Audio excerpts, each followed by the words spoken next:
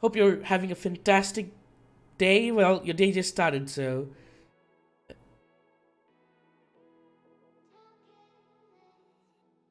Hey Swank, how are you? What are we cooking today? We are going to be cooking soya. We call it soya beans, but it's textured vegetable protein, soya meat.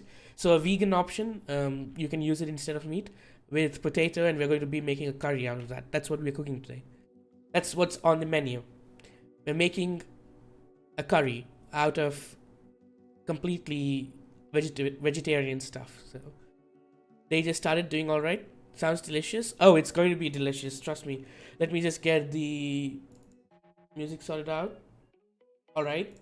So I think we can start with the explanation part. Once again, if anybody misses out these things, I am highlighting all of it and it's going to be saved on my Twitch channel. I'm also going to be putting this on my YouTube. So, you can, if you want to cook something that I have shown on stream, just watch the VOD or go through the YouTube. And if you use exclamation mark recipe, the command, you'll also get the same. It's a text, the written text, the written recipe.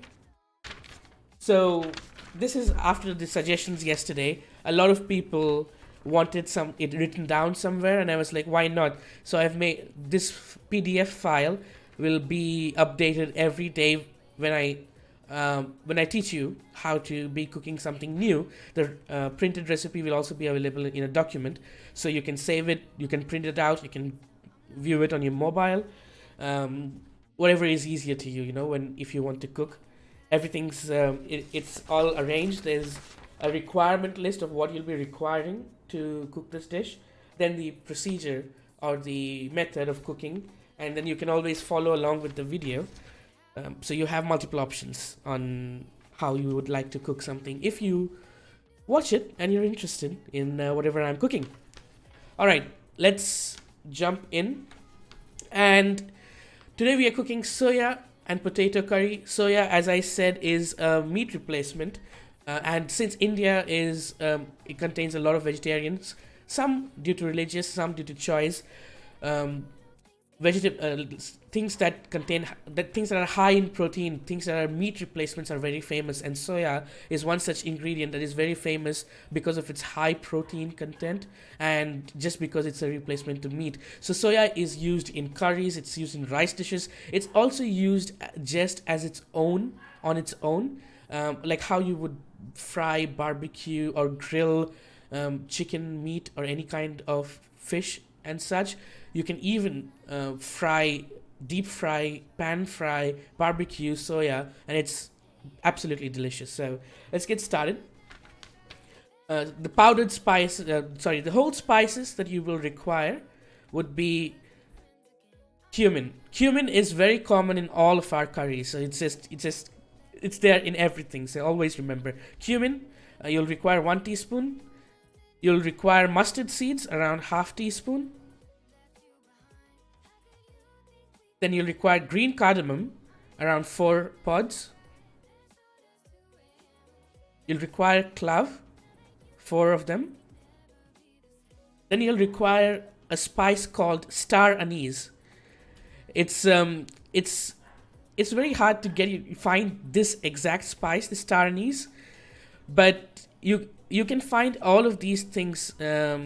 Funk, you can find all of these things if you have an Indian store near you, if you have a supermarket near you that caters to Indians or the Indian community there, like or any grocery store that's run by an Indian. It depends on where you live, but I think there are Indian groceries or Indian shops around quite a lot. So any of those shops should have these ingredients. It's like they'll probably be selling it to you in boxes there, like 200 grams or 250 grams boxes. So that's where you can get these ingredients. In Italy, there are some places I could check out. Yeah, definitely. Or you can even check out online. There's a lot of people who have made it a business to sell spices online. So star anise, this is star anise. It's shaped just like a star. You'll need one of these. It's really flavorful and adds a lot of just a minty fresh taste to your dish, and then we'll need bay leaf, around 2 full leaves. This is the star of our dish today, soya beans. We call it soya beans because it looks like large beans, right? Soya chunks or soya bean. Um, Technically, you would call it soya meat. So it's just vegetable textured protein, and it's really easy to cook those two. You'll need tomato puree. Now you can get store bought tomato puree, or you can just grind around 4 to 5 tomatoes, and make them into fresh puree. That's what I have done. I have grinded 4 fresh tomatoes and turned them into puree. I've let the seeds be in because I don't mind them. You'll need 1 tablespoon of ginger garlic paste. I explained that I use fresh ginger garlic paste, homemade ginger garlic paste. What you do is take 1 ounce of ginger. So if you're taking, say, 15 grams of ginger, you will take double the amount of garlic. So 15 grams of ginger, 30 grams of garlic, 100 grams of ginger, 300 grams of garlic. It's just one part ginger, 2 parts garlic.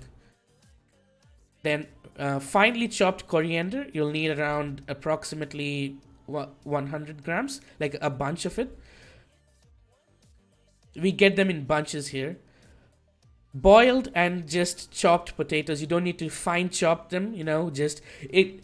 Potato gets mushy after it's boiled. It's really hard to get nice cuts on a potato once it's boiled. So just cut them up. However, it isn't important to have them as proper cubes and such. Just cut them however you are comfortable cutting them. You'll need around 4 to 5 boiled and diced potatoes. Then you'll need onions, red onions, around 3 large red onions that you will finely chop. Hey, hey, hello there, Indian. Good evening. How has your day been? My day has been great. Thank you for tuning in. We're just learning how to cook soya and potato curry. How are you doing? So onions finely chopped, 3 large red onions, because that's what you get in India, red onions. This is 4 cloves of crushed garlic.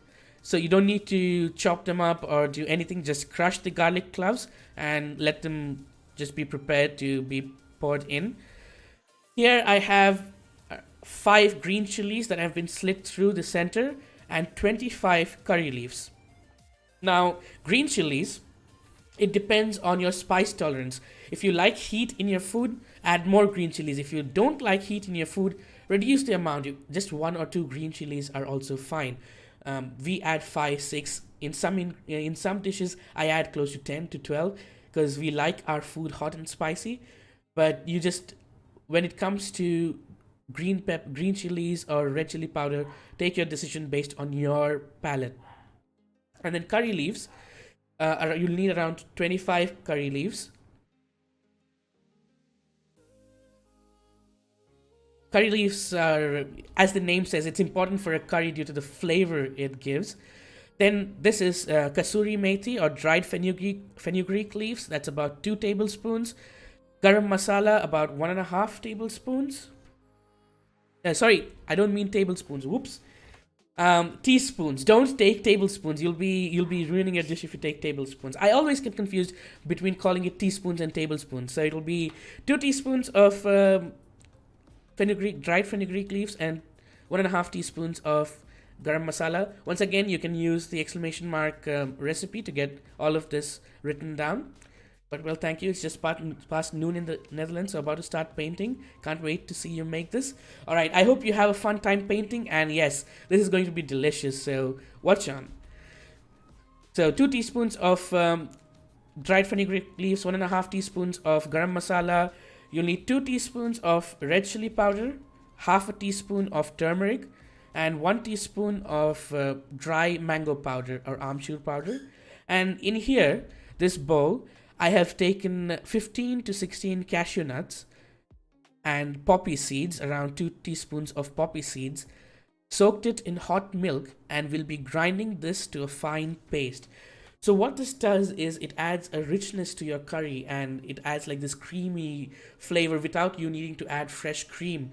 And it also aids in the color of the curry to make it go from dark red to like a light, nice turmeric kind of brownish, or you could say yellow brown. Um, it aids with the creamy flavor experience as well as the color. So those are the ingredients. This is the eagle eye view of the ingredients that you would need. Um, if you have them all prepped, the cooking time should be around 25 minutes, and the prep time should be around, say, 15 minutes. So you're done in 40 minutes total. And this we're cooking for a family of five. If you want to cook for just one person, that's that's even less.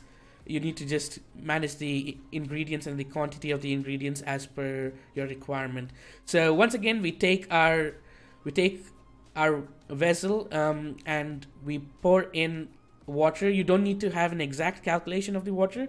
You just need to bring some water to the boil. That's me saying hi to the camera because I noticed myself just sliding in smoothly there. But we are just bringing water to a boil. No specific quantity. We need to cook the soya beans or the soya meat before we proceed. So we're just waiting for the water to bubble. And once the water starts bubbling, we're going to be soaking our soya beans, all our soya beans. I've taken 250 grams of soya chunks. So all of it goes into the hot water, and you make sure that everything dips in evenly, properly. All right. It cooks real fast, so you just need to have them in the hot water. You need to boil them in the hot water for 2 minutes. 2 to 2.5 minutes should be sufficient to cook them through, and you'll need to drain them all out. So collect your soya bean from the boiling water carefully. Don't hurt yourself. Make sure that the steam is away from your hands and you're at a safe distance. Drain out all the hot water and transfer the soya chunks to room temperature water so that they soak in the room temperature water and cool down in the room temperature water. Gather all these are very, what they do is they soak in everything quite quickly. Maybe water, it could be the masala or the curry that we'll add it in later. So when you bite into them, when you bite into the soya chunks, it's like a burst of flavors. It's oozing out of each and every piece. Like when you take a bite of it, you can basically, it'll be curry in your mouth. It's like a curry ball after it's cooked, and it's really easy to prep, and it's one of my favorite meat replacements. Once it's been in room temperature water for a few minutes, you need to drain out the water from the soya chunks. So just press on them gently, drain out all the water, and transfer them to a dry bowl. While you do this, make sure that you're not using too much force. You don't want to break the soya chunks. You just want to squeeze out gently, rip that soya bean that fell into the sink. You'll just need to take them and squeeze them really gently so that just the water that it's soaked in is being rinsed out. And you'll see why we boil it, then soak it in room temperature water and rinse it out again. It's to remove a lot of its coloring agent, or just the factor, that just the soy factor from it, like the soy color. The water, once you're done squeezing it out, will be completely brown. So it's, in a way, you're cooking it and washing it before you add it into your curry. It takes some time to get them squeezed and transferred and stuff, but take your time. Don't hurry it up. You want them to not be filled with water. You want them to be filled with curry once you add it to your curry. And you want it to just, when you take a bite, you want to taste the curry, not plain water. So make sure to squeeze out all the water patiently and carefully.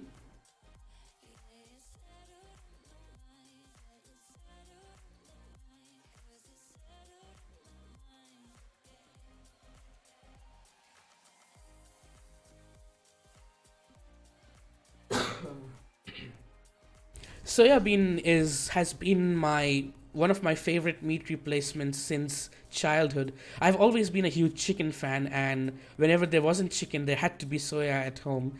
Otherwise, I was a very cranky kid. And my favorite dish with soya is something like when you pan fry it with a handful of spices and onions. It tastes like a chicken starter that you would have, like a Chinese chicken starter, but it would be made with soya, and it would be really delicious. There used to be a toy store that I used to go to as a child, just to go into the cafeteria and eat a soya starter. That's how much I used to love soya. So that's the water. Once you drain out all the soya, the water just, you can dispose of the water. We are going to be using a karai for this, so we are going to get the karai nice and hot, and then I'm going to add in oil. I've added in 4 tablespoons of oil, but you can increase the quantity of oil or decrease the quantity of oil depending on your taste and how health conscious you are. You wait for the oil to heat up. Oil. You wait for the oil to heat up, and if you're ever confused as to when the oil is heated up, all you need to do is take like 2 or 3 tiny droplets of water and drop it into the oil, and then you'll hear it sizzle. If the oil is sizzling once you add in your droplets of water, that means the oil is hot enough for us to proceed further, and the oil is quite pretty hot. So we're going to add in our whole spices, all of them, with the crushed garlic. Make sure to get the crushed garlic is going to stick to whichever bowl you have prepped it in. So remove them all. Don't waste anything from your prep bowls. I try to take it out here, but it's really sticky. So you got to use a spoon or your hand and just get those sticky garlic bits out and into the karai.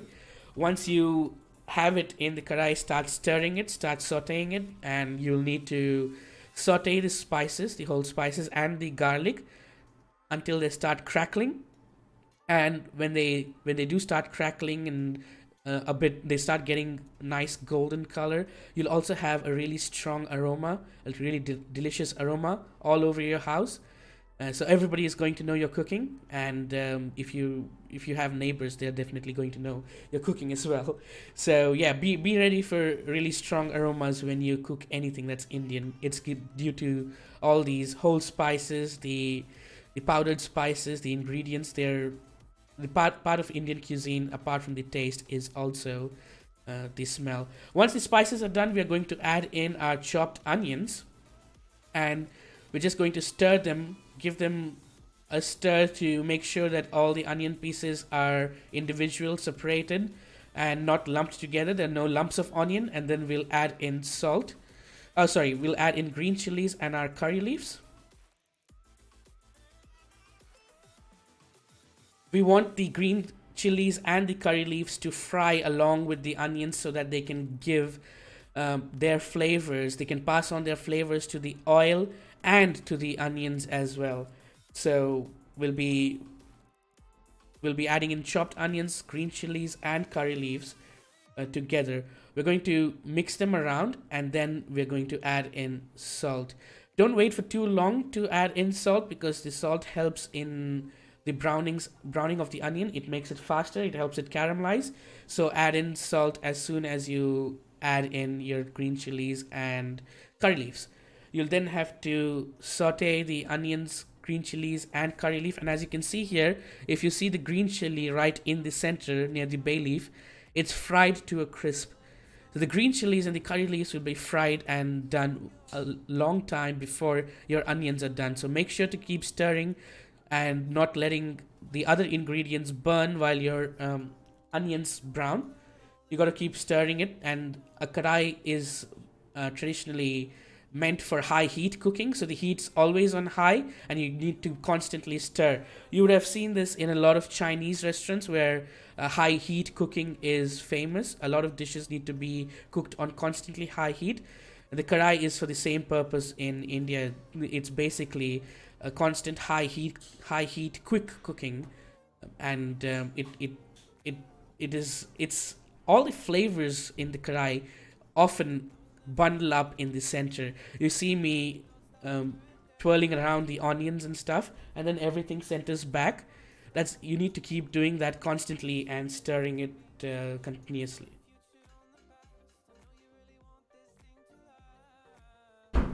It takes around 7 to 8 minutes to brown the onions properly.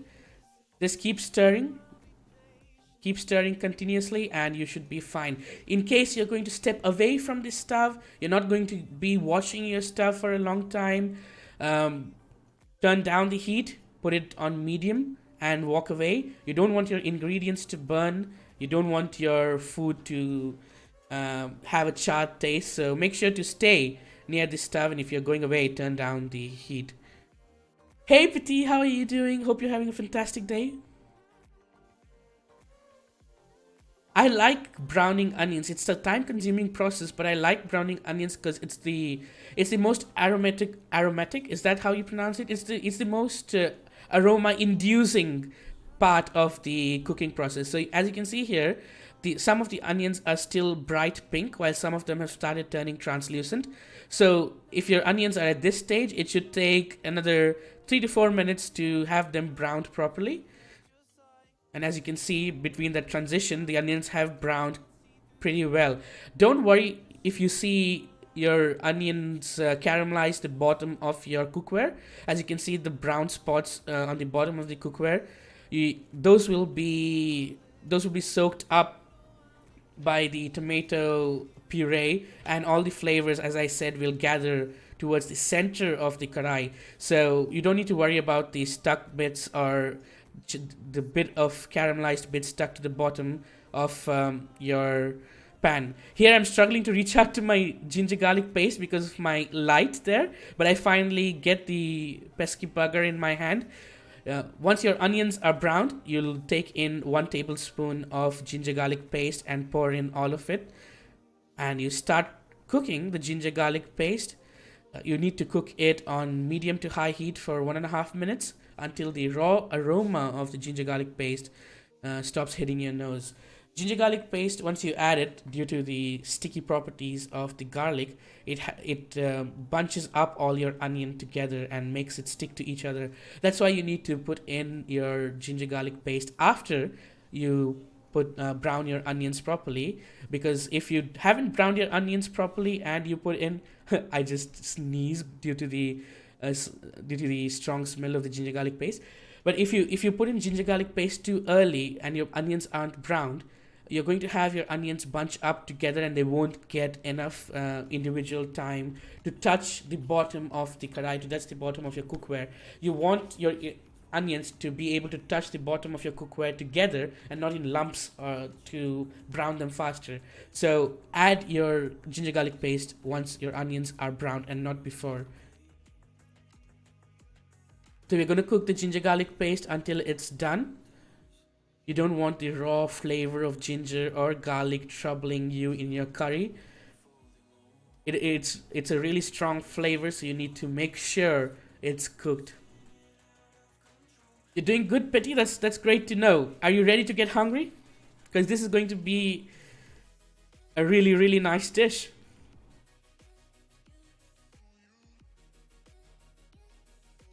We have curry leaves, we have green chilies, we have onions, we have garlic.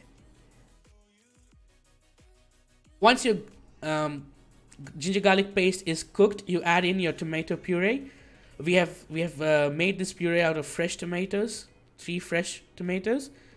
So you add in your tomatoes and you add in, out of the powdered spices, you add in red chili powder, turmeric powder, and the raw mango powder, amchur powder. Those are the 3 powdered spices that you will add at this stage of cooking. Those are the only 3 powdered spices that you will add at this stage of cooking. The other powdered spices, the garam masala and the kasuri methi that we have, will be added in later.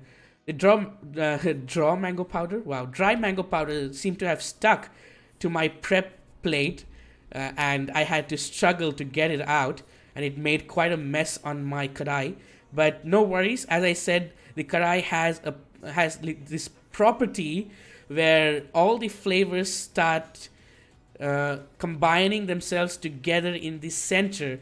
So as you continue to cook, everything that's on the sides is going to get pushed back into the center, pushed back to the intensity of the high heat at the center, and it's going to keep cooking. So you don't need to worry about anything that's been got stuck to the side, or it's like I have my spice right there on the corner. It's eventually going to become a part of the dish. So start cooking your tomatoes and the powdered spices that we just added. You'll take approximately 6 more minutes to cook this on high heat. Keep an eye out, of course, and keep stirring occasionally. Looks good so far. Hey Ran, hope you're having a fantastic day. Welcome. We are cooking soya meat and potato, and we're making a curry, which is basically it's vegetarian and vegan. Hello and thank you from Team Amada for your support on Save the Children charity event. Aaron, I'm. Hello, are you a part of the team? So funny incident. I signed up for the Save the Children Create for Kids campaign, the fundraiser, just like I did last year from their homepage, and for out of some weird glitch or something went wrong, and I seem to have joined and somebody another team's fundraiser campaign, and I got a message from them on Twitter today saying that they were confused as to how they already started collecting donations and they had to see me as a part of their team. And I was like, I'm so sorry about that. I didn't realize that I joined an existing group's effort, and it was a really nice interaction.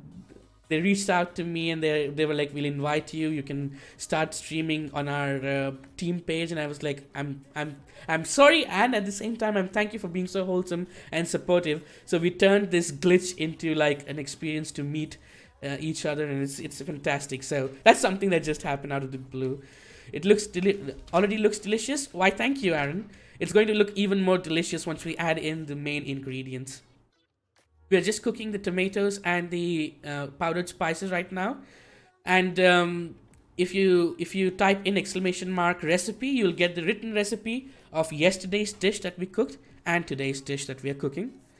Don't be sorry, we are working for the same cause. Yeah, it's all right. I was just embarrassed that I could, I ended up confusing all of you, and just it was just a funny thing. And I didn't even realize that I had joined in on a team, and I just joined up from the main page and it put me onto the team. So it just got me off guard. This is the cashew, poppy seeds, and milk paste that we have made. Earlier, we had just soaked the cashew and poppy seeds in milk, and then I took it to a blender and turned it into a fine paste. You're going to add this poppy seeds, cashew nut, and milk paste to your cooking tomatoes. And once you add it in, you're going to start stirring and cooking this paste as well as your tomatoes together. And once you add this paste, you notice immediately that the color of the curry base, the color of your dish, has gone from a bright red, which would then turn into a dark brown by the end, to a more very light yellow color. It's that's what helps balance the color of the curry naturally as well. Just the cream properties of milk, cashew, and poppy seeds together. But yeah, we're working on the same cause, Aaron. So no shame in the goof up that happened. But it did confuse me and it caught me off guard as well. I was so like, oh my goodness, I joined in on their team. It was like a random person just stopping by your door, and you're like, it's a nice surprise, but an unwelcome surprise. So the tomatoes are cooking, and you'll know when the tomatoes are cooked when the oil starts separating towards the side of your cookware. Like, you can see the oil bubbling towards the side. However, I can still see some bright red pieces of tomato in my curry base. So I'm going to saute them for a bit more, and we'll wait until those bright red pieces are cooked thoroughly as well. It it takes a maximum of 8 minutes, and as I stated multiple times, it's all being cooked on high flame, so don't step away from your stove, and if you do step away from your stove, turn the heat down. Once the tomatoes are cooked, we are going to put in the star of our dish, the soybeans or soya meat, along with the potato. boiled and diced potato, roughly diced, because it gets all mushy after being boiled, and you need to give them a good mix. Now, to give them a good mix, you definitely need to use both your hands, one of your hands to hold your cookware in place, to hold the karai in place, and the other hand to stir and mix properly. I was trying to mix this with one hand, and I almost toppled over my cookware a couple of times. And that's when I decided, okay, that's enough. I'm going to put my camera down and I'm going to stir this properly. So don't try to stir this with one hand. Use both your hands. Hold the karai in place with one of your hands, and the other with your other hand. Keep stirring it. You need to mix it up evenly and nicely so that the masala and the base has been split and mixed properly, and there's no clumps or lumps of spices and the masala anywhere. It really isn't an issue. You're very welcome. So you're part of an international team now, as we are located in Germany. That's great. That's great. My friend here, Dare Lucy, in chat, and one of my mods is also from Germany. So that's awesome. I'm from India. Hello. I am a variety streamer. This is my. I'm going to be completing 1 year of streaming this August. Last year, when I started streaming, during my first month, I participated in the same charity. We raised $60, and since then I decided that for Create for Kids, whenever the charity does come up annually, I'll be doing cooking streams and Indian cuisine streams. Hi Miyuki, welcome. Hope you're having a fantastic day. I've never seen soy meat in this form. Can you buy it like this, or did you make the balls by yourself?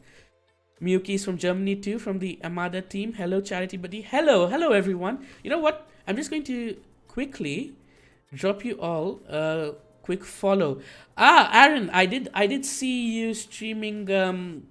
I saw you streaming coding yesterday, right? You were coding. So Aaron and Miyuki, I have made sure to drop you both a follow. Wholesome people. Hello, Hunter X Hunter. Aaron, thank you so much for the follow. Really appreciate it. I have turned off my follow sounds. I haven't yet turned it on because I was featured on the homepage yesterday, and I didn't want the sounds blowing up too much, so I haven't turned it on yet. So I'm sorry. Otherwise, you have a really nice Indian GIF and a movie sound. But about your question, Aaron, the soy meat that we took, uh, it's um, it's it's uh, it's just called soybeans, or it's called soya chunks. This is it comes pre-prepared. You don't need to make them yourself. You get it you may get it in a supermarket or a store, but a sure short way of where you'll find them is an Indian store. If you have an Indian grocery store nearby, just walk in, ask for soy chunks or soy meat, and this is a very nice vegetable textured protein. It's a meat replacement. It's really flavorful. It has the property of absorbing a lot. So when it's cooked in a curry, when you take a bite of it, it's basically like a curry ball. You bite into it, and there's a lot of curry flavor just oozing in, and that's the speciality of this in a curry. If you make a dry dish, if you make it like a starter, then it absorbs all the spices and oil, and then it packs quite a punch when it's eaten that way. Yes, there is a panel. There is a panel, and it's awesome. They added it sometime the last 4 months or 5 months. It's very useful. So once you add in the soy and the potato and mix it well, you're going to be adding in a liter of water. Add it in two parts. First, add in 500 milliliters of water, then give it a good mix, and then add in the remaining water. So you add in a whole liter of water. How is it called? Like to use it too? It's from Save the Children, I think. If you look at the extensions, it's from Save the Children. Oh, it's called. Okay, that's there you go. Petit knows more than me. Thank you for being here, Petit.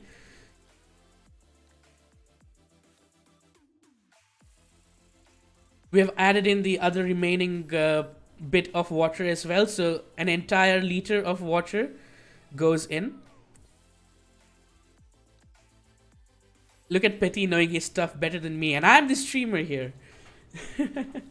And once you add in your entire water once again, you gotta keep mixing. It's going to give your arm a good workout, all this mixing. But you need to make sure that you keep mixing at all stages of cooking to spread things out evenly. That's so good. I will look out for this in my local supermarket. Definitely, Aaron. And the cooking time for soy is very, very low. All you need to do is put it in hot water, drain it out of the hot water, put it in room temperature water, and that's it. You're done cooking it in 5 to 6 minutes. So at this point, we're going to check for salt. All your spices are cooked. The water you just added hasn't come to a boil yet, but the spices are definitely cooked through. You need to check the salt here before your soya starts absorbing all this water. So check for salt. If you're happy with the seasoning, let the water start bubbling and boiling. If you need some more seasoning, you need to add in a bit more salt, mix it again, and let the water start bubbling. Now here, my camera isn't shaking. This is the water that's just ready to bubble, and it's jiggling. It's not yet bubbling, but the water is jiggling. And all this while the water is getting boiled, and all the spices, you can see the rich flavor that's starting to become the thick curry that you would eventually have. It's all getting soaked in by the soya. So the liter of water that you added is eventually going to be almost nothing, because it's all going to be inside this soy. You're getting hungry? Well, that means I am doing my job making you hungry. Jiggle water. Yes, jiggle water. And here the water has started boiling up now. So once it starts boiling, all you need to do is mix it again. Just give it a proper mix once it starts boiling, and then you'll be adding in the dried fenugreek leaves and the garam masala.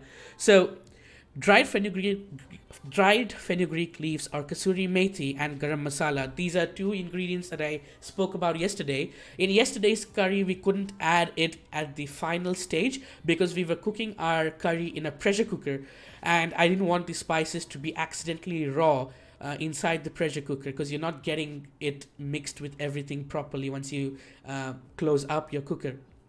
Garam masala and kasuri methi are really strong flavors that go just at the end when your dish is almost ready and just needs to be rested for a few minutes. So it's the first flavor that hits your mouth when you eat, and those are the first. The garam masala is a nice little spice with a bit of a heat, and kasuri methi is a flavoring agent for a lot of Indian curries. So that's the first thing you taste in a curry when you happen to eat it, because it's the last things that are added during prep. And then we'll be adding in our fresh finely chopped coriander. To add it adds the nice fresh minty element to your dish, as well as it helps with the coloring. So you have green bits of color in your dish. It's not just all yellow and soy. You get some greenery in there too. Me too, and it's lunchtime in Germany currently. Well, you're all invited here. You can have lunch together, you know? So once you add in your kasuri methi, garam masala, and coriander, finely chopped coriander leaves, you're going to mix it, stir it well so that it evenly spreads out. Again, especially you want to spread out the garam masala. And once you're done stirring, we will just leave it to rest on low heat for up to 5 minutes. And after that, the curry should be ready to serve. You can eat this curry with naan bread, any other kind of bread. You can eat this curry with what's my favorite. It's boiled white rice. I love rice and soya bean curry because it goes really well. You take a spoonful of rice, a couple of chunks of soya, and it's just a burst of flavors in your mouth. Didn't eat anything yet today? I'm glad to have you all here. You're Thank you so much. I'll also make an effort to stop by others who are streaming from the team. So This is how it will look once you've added in your garam masala, your coriander and such. You can see the garam masala on a few of the soya chunks. That's that's where the garam masala belongs, on the top of a dish, added right as you're about to end the dish. I have a bit of a stuffy nose, so forgive me. Doesn't it look delicious, mouth watering? So this is I since the curry was basically boiling before we added in our ingredients. I have left it on medium heat, and it was still bubbling. So I was just letting it rest in this bubble. For how many persons are you cooking there? This is for 5 people, Aaron. For a family of 5. It looks great. I want to test it. I have the recipe written down as well if you wish to read it and follow it later. Just exclamation mark recipe. You'll get a link to a PDF file which is going to contain text based recipes for everything that I cook during the coming 12 days. So we turn off the stove, and I let the curry rest while I boop my puppo. This is Diesel. I keep booping him, and I let my curry rest because it needs to just rest for a few minutes before it's ready to serve. And I use those few minutes to go and annoy him a bit, and I keep booping him until he basically is like, "Human, what are you doing? Leave me alone!" And he runs away to mind his own business. And this is the final. This is your dish served, the final presentation. I've served it next to boiled white rice, basmati rice. This is the soya chunks and potato curry with boiled white rice. Om nom nom time.